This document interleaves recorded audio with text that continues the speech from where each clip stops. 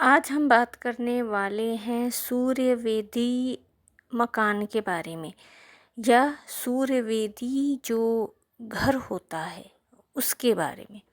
जब भी हम घर खरीदते हैं या ज़मीन खरीदकर मकान बनाते हैं तो सबसे पहले कुछ बातों का ध्यान हमें ज़रूर रखना चाहिए कि हमारा ज़मीन सूर्यवेदी है कि चंद्रवेदी है, ये जानना बहुत ज़रूरी है। या जो घर है वो सूर्यवेदी हो तो क्या वो फल देता है, ये भी ज़रूरी है जानना। तो अब शुरू करती हूँ सूर्यवेदी घर के बारे में।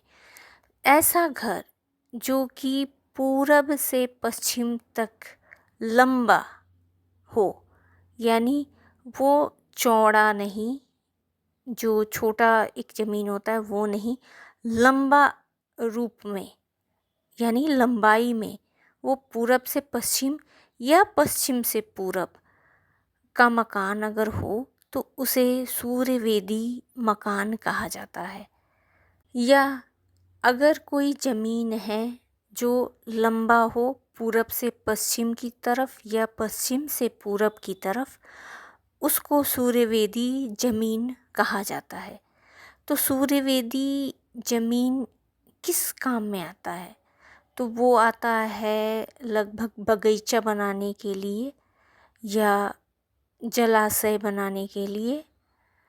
सूर्यवेदी मकान हमेशा जो घर बनाने के लिए अगर देखा जाए तो लोग उसे छोड़ते हैं, यानी वो चंद्रवेदी मकान ही लेना पसंद करते हैं या चंद्रवेदी ज़मीन लेना पसंद करते हैं। जबकि आप ये सुने होंगे कि जो पूरब मुखी घर होता है या पश्चिम मुखी घर होता है वो अच्छा माना जाता है। तो फिर यहाँ पर पूरब और पश्चिम वाला लंबा मकान को सूर्यवेदी कहा गया है, लेकिन इसमें बुराई क्या है?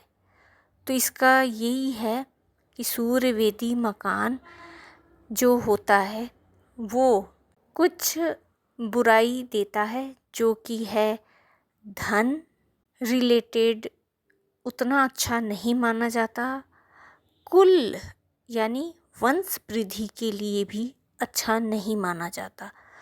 लेकिन अगर वही सूर्यवेदी मकान का उपयोग सही तरीक़ा से या उसका जो मेन गेट है उसको अगर सही तरीक़ा से बनाया जाए तो वही मकान अच्छा फल देगा। यानी या तो उन्हें कुल संबंधी प्रॉब्लम नहीं होगा, यानी वंश वृद्धि में प्रॉब्लम नहीं होगा, या तो उन्हें धन रिलेटेड प्रॉब्लम नहीं होगा।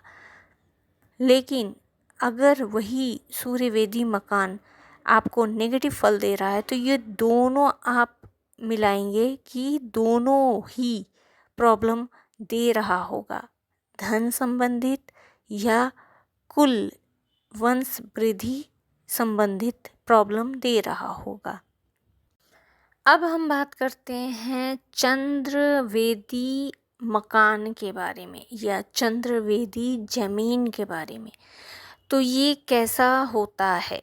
तो चंद्रवेदी मकान वो होता है जिसमें उत्तर से दक्षिण एक लंबा मकान हो, या चंद्रवेदी मकान या ज़मीन ऐसा हो जो कि दक्षिण से उत्तर की तरफ लंबा मकान या लंबा ज़मीन हो, तो उसे चंद्रवेदी मकान या चंद्रवेदी ज़मीन कहा गया है। चंद्रवेदी स्पेशली घर बनाने के लिए बहुत सारे लोग चुनते हैं, जैसे कि इसे कोई भी व्यक्ति ये नहीं बोलेगा कि चंद्रवेदी मकान में मत रहिए। बहुत सारे लोग चंद्रवेदी मकान ही लेना पसंद करते हैं। अब यहाँ इसमें यानी चंद्रवेदी ज़मीन पर आप घर बना सकते हैं, आप बगीचा बना सकते हैं। चंद्रवेदी मकान या चंद्रवेदी ज़मीन अगर कोई ले रहा है तो लगभग उनके घर के लिए या उनके परिवार के लिए ये बहुत ही शुभ माना गया है। ये धन देता है और कुल की वृद्धि होती है, यानी वंश की वृद्धि होती है, ऐसा कहा गया है। ये एक ठंडा यानी ठंडक देने वाला घर महसूस किया गया है।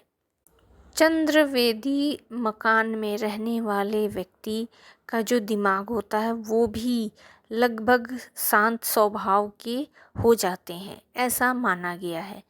लेकिन चंद्रवेदी मकान अगर आपको नेगेटिव फल दे रहा है, यानी कि वो ज़मीन ही नेगेटिव हो, तब यहाँ पर आप लगभग दिमागी परेशानी देख सकते हैं, मूड स्विंग्स देख सकते हैं।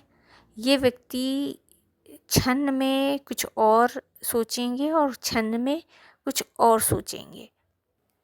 इसीलिए चंद्रवेदी मकान जब आप ले रहे हैं तो एक बार ज़मीन पॉजिटिव है कि नेगेटिव है ये भी पता लगाकर ही खरीदें। चंद्रवेदी मकान में भी आप ये ज़रूर नोटिस करें कि इसका द्वार मेन उत्तर में या मेन जो प्रवेश द्वार है वो दक्षिण में होना चाहिए, यानी किसी एक दिशा में ही होना चाहिए।